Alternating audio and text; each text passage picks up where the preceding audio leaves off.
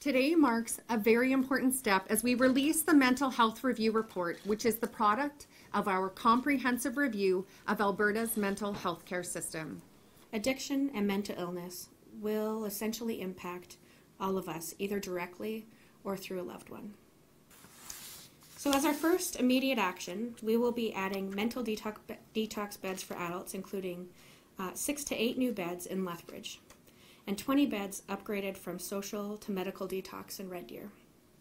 We'll work with Alberta Health Services to open 3 more social detoxification beds for children and youth in Calgary, amounting to a 50% increase in beds for the city.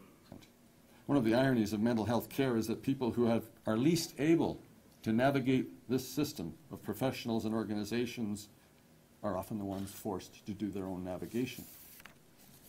Obviously, I wish oil was at $100 a barrel and not hovering around 30, but this is one of the reasons why I'm looking at my current budget very carefully and trying to find ways that I might be able to move some resources around, because we can't afford not to.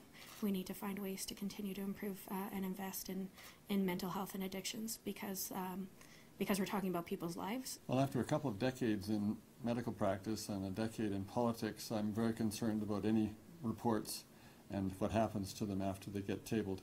And I am somewhat buoyed by a premier that made this a priority, a health minister that is making this a priority, and apart from the lack of resources that they have to work with, I think I see a real commitment here to actual change.